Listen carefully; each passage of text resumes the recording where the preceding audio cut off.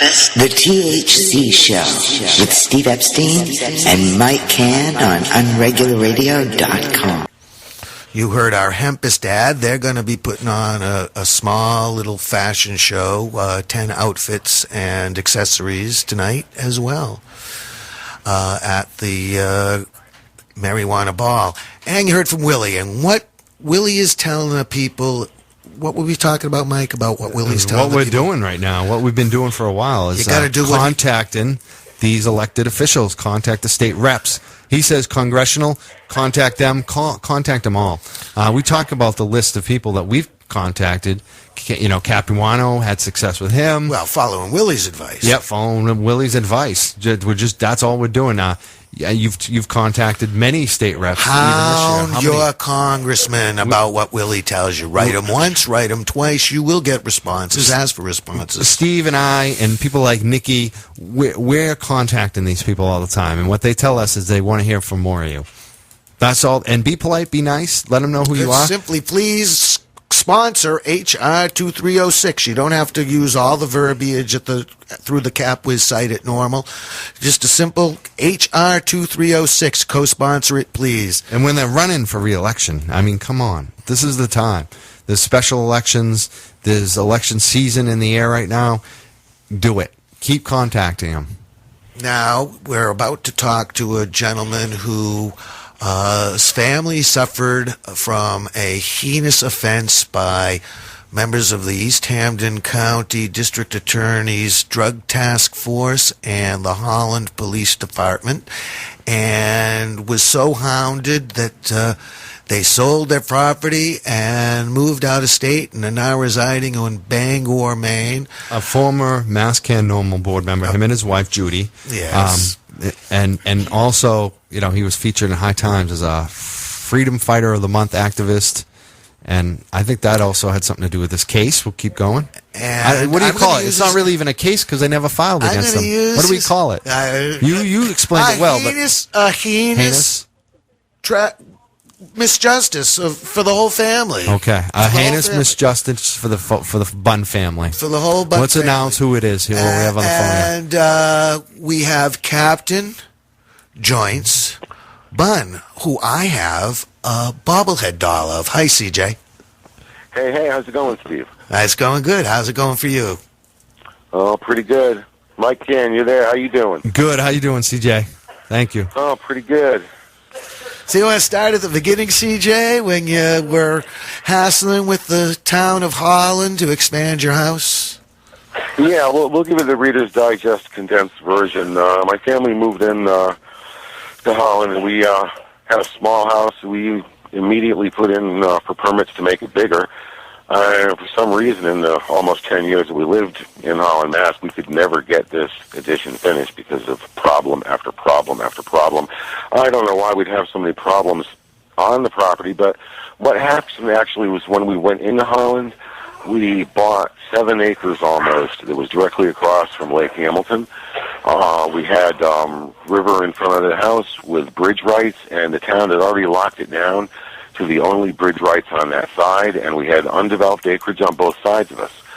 While we were in that house, a few things happened. I headed up the Boston Freedom Rally 2002. I was made High Times Freedom Fighter 2003. The Freedom Rally thing, we actually ran a bus to the Mass-Can rally off of our front lawn that year. So might have raised some red flags in the neighborhood, I don't know. But basically, when the SWAT team came, they came in with an affidavit that claimed I had sold marijuana to a confidential informant, CI-62, from my home on 3 separate occasions.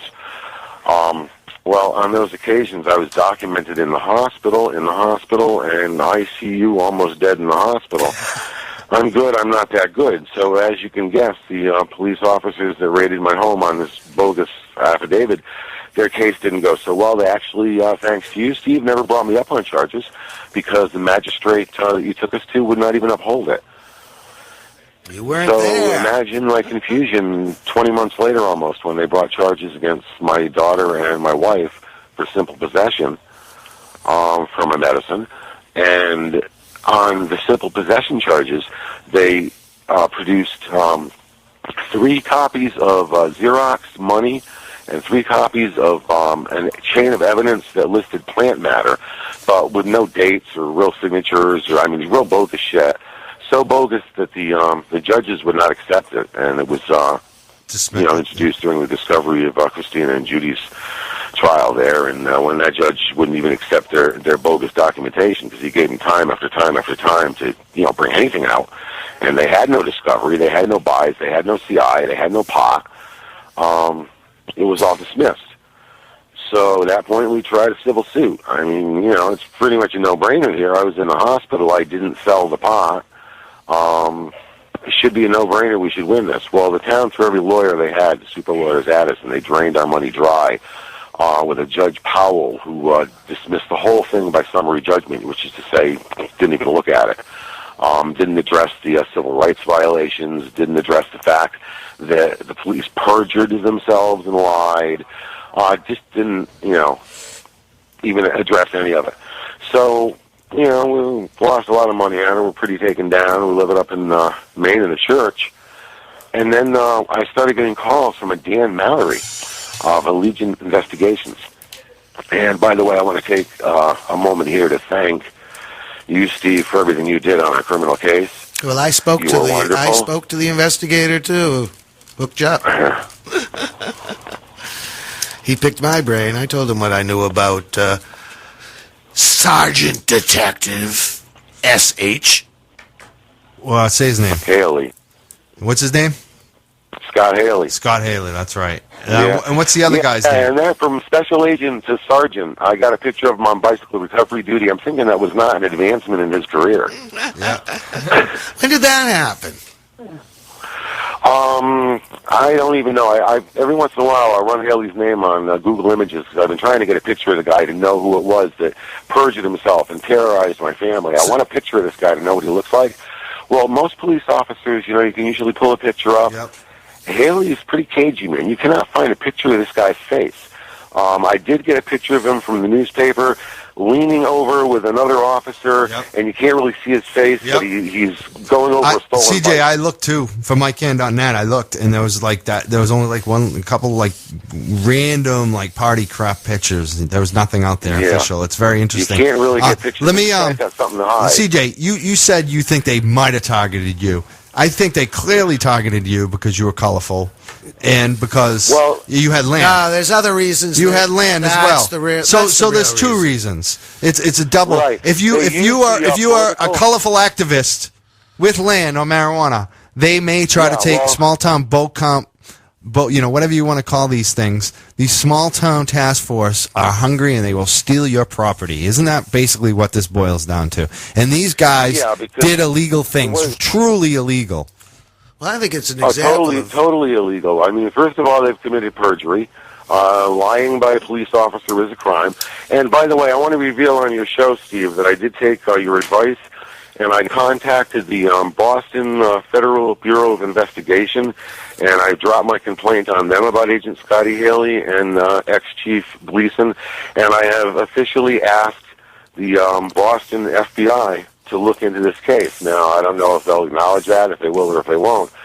But at this point, I'm seeking federal action against these officers. Definitely, that's a great perjury is illegal. Absolutely, that's what this means. It's corruption. It's corruption. Has any media been covering this? I've been covering a little bit on my website over the last year or two. And I saw immediately the corruption when the Haley thing came up. These guys, these police they're criminals. They've been arrested. They have bad things that they've done. Some of them.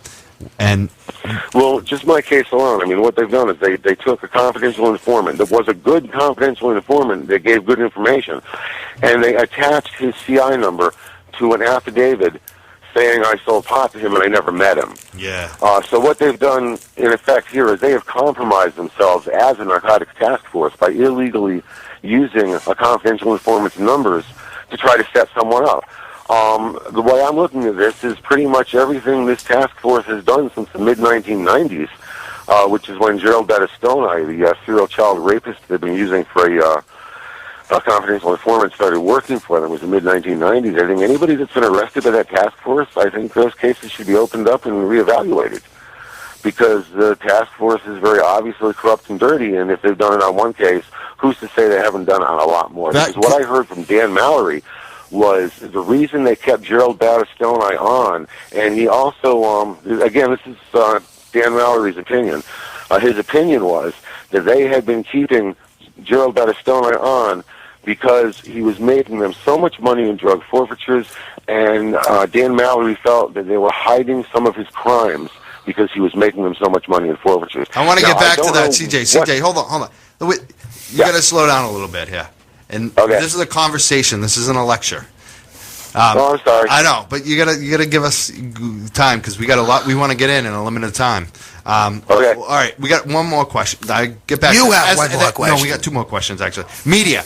Has anyone been covering this in the media besides myself and Steve? Well, okay, I've been trying to, I can't even get a call back on this. They think I'm just a ranting hippie or something. But I did get a call into the TNG to Kim Ring, who was doing some of the articles, and I dropped a bug in her ear that he was a confidential informant, and she was able to confirm that through the police and has published now publicly in the paper that he is a Palmer. Yeah, that was the first time. That was the first one. You're right. The that's when it was published. Telegraph. The Telegram and Gazette. We need to get the word out on this because this is unbelievable. This is truly shocking. I mean, I don't even think people realize that the guy that killed Molly Bish is sitting in jail in Walpole, and this guy was used by the police, protected by the police, to steal people's homes like CJ, people that we like, that we know. CJ, we know your family. This is horrific that what happened. I mean... Even more importantly, they tried to aim this guy at my house. I had two blonde daughters. The two children he killed were blonde girls, a 10-year-old and a 16-year-old. Did those girls die because they sent this cop in on drug stings, this confidential informant? Because the Molly Bish case, she was dumped in the Whiskey Hill section of Massachusetts where he was documented buying drugs, which probably he was doing as a confidential informant. So did the police send this guy in, and while he's acting as a confidential informant, he's raping and killing the children? That's the second question I had. Was this guy... Because if you look at the Molly Bish mother's video that I posted on mycan.net, it was from WCVB like a month ago. Molly Bish's mom basically is recalling seeing that guy the day before, actually. Not the day of, the day before. Eyewitness. The day before. I know, but... I have to say this, Michael, before you get into eyewitness identifications. They are very unreliable, and over an extended period of time, they become even more unreliable. I know that. Absolutely. But what I want to say is she kind of, and that's the thing, it wasn't 100% identification either. She said it looked kind of like him. But the point that she made, and I saw it immediately with this guy, when you see him and the picture of him, look at his eyes. He's got those dead eyes, those wicked bad dead eyes. And she said that's the thing I remember, and the cockiness of him. I was sitting there. I didn't leave. Yeah, the way he held the cigarette, the cockiness. And she's and think about that. If this guy is protected by the police, he's a police informant. He's working for them. They're giving him probably cash to set people up. Now, further reading on this guy, he was married at the time. And so, listen to CJ. That this guy, when the Molly Bish drawings came out, he shaved his mustache off. There you go. Because the drawing showed him with the mustache. And he stayed home a lot and watched court TV. He brought children's underwear home to his wife and had her reenact sex fantasies. No red flags on this one. I know. I mean, this guy is, why is he so arrogant? It's the same thing that you see with that guy, Jerry Sandusky. Why was he taking him into the locker rooms? Because it heightened the sexual, he could get away with it. He could get away. He was protected. He was protected. And the police have been protecting this guy. And it's just unbelievable. He was protected after he was wonder why the Molly Bish case wasn't solved. You got Eastern Hampton County investigating a murder in Eastern Hampton County committed by an Eastern Hampton County CI. Yeah. I wonder why the case was never solved. I wonder why they had to go outside and get Dan Mallory. I haven't. Have you Googled Battistoni's name recently in Google's news and see whether it's spread beyond the Telegram and Gazette as far as on the internet? It's basically what it is they have a few interviews with the mother from like a month ago when it was revealed through Dan Malley that this guy is probably a suspect. No. But it doesn't have anything related to the confidential informant except for the Telegraph. Except for that one Telegraph story. So it's kind of weird. Well, there are two newspapers and two media markets that have to be worked here because it's the Springfield market that needs to be worked as well. And I think if you've spoken to Dan Ring, I believe he writes for the Springfield Republican Union or whatever they call the Springfield Daily. I'm not sure there's a Dan Ring that writes for the Telegram and Gazette, but I could be wrong, CJ. But what I want to know is... Oh, no, Kim Ring. Kim Ring, all right. Okay. Kim, yes, okay. the lady, Kim, Kimring. Kim Ring. She's the one that wrote the article that outs him as a confidential informant. And again, I dropped the tip in their newsroom that got to her, and she confirmed it the next day and published it. The trick now is I'm trying to pop out his CI number.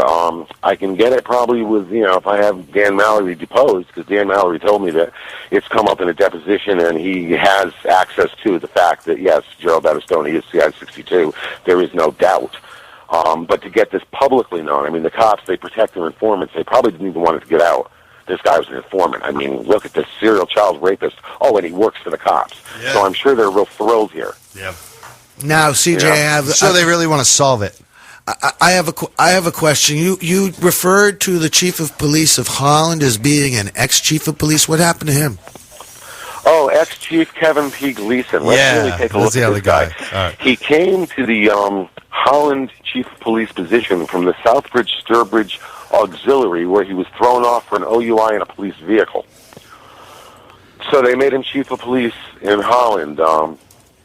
Earl Johnson, I guess, is the guy that just kept reappointing him. Kevin Gleason is probably the closest thing to a Barnum and Bailey clown in a uniform I've ever seen in my life. And as much as the town tried to protect him, he was so stupid they had to finally throw their hands up. Because, well, just a quick rundown, okay? There was the Stacy Quinones case. This is a female officer that he sexually harassed. He violated his civil rights. He used color of office to harass and intimidate, SUVs on the lawn, flashing lights, same shit he did to my family. And while he's doing all this in the Stacy Quinones case, I'm assuming there's all adults, and I can say this, okay? I've got a link to a federal document where Chief Kevin P. Gleason is quoted in a federal document as saying he would go to Florida to shoot her sister-in-law Jackie for her, but would have to fuck her first because she was fine. A direct quote from a federal document. If you Google Chief Kevin P. Gleason, the history of sex crimes and more, the link under the Stacy Quinones takes you right to the document.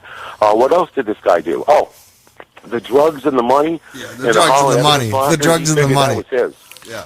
Yeah, he stole. They have this problem in Boston. The drugs disappear. Drugs disappear, right? CJ, has he been indicted? Has he been indicted? Well, I mean, he did more. I'm not even done. He bought 17 guns on the town tax dollar, and then sold them illegally to his cop. Wait, can we stop there? Wait. Let's go one thing at a time, because you said it in the beginning. CJ, what is this guy again? Chief Kevin P. Gleason, no more. He'll never work in law enforcement again. And you called him something, the biggest clown? No, it's a cop. Say that again. No. The biggest clown I've ever seen in a cop. He was pretty. All right, what else has he done? Red nose and floppy shoes. And what else has he done? But he's committed these felonies, according to what you've said. Has he been indicted? Well, actually, they worked all of this out. Now, this is the interesting thing, Steve. Yeah, They worked it all out in a plea arrangement, and I don't know exactly what he pled out to because his crimes are numerous. But he got a 2-year suspended sentence, or a 2-year sentence, and after the 2 years, he was supposed to do 3 years probation. Now, I found out well after the fact, because it was kept pretty quiet, I guess, from Peter Fry, who runs 01521.com, the Alternative Holland webpage, where you can read more about this story. It seems that, where was I going with this one? Sorry. Say that website again, because that's another big website. That's covered this even more than my website. Say it again. 01521.com? 01521? 01521.com. It's the Holland, Massachusetts zip code.com. And by the way, Peter Fry, who has been really working hard to get the corruption out of Holland, last year he had his video camera going from his house aimed across the lake where it was frozen. And a bunch of the selectmen and guys were out there with chainsaws and shit, making noise, screwing with him. So he went out to confront them. They beat him to the ground, and they were getting ready to kick him in the head when he says, I have video cameras going on you, I have video cameras going on you. He videotaped the assault. So now after the fact, they've gone back on Peter Fry. They have a lawsuit against Peter Fry for running the video camera across the lake and taping them kicking his ass. Who's that? Who are these people? Can you believe that? Who are they? Who are these people? He's having trouble with the selectmen. A lot of the people. If you go, it can be goonish in Holland. Holland is on the Connecticut border,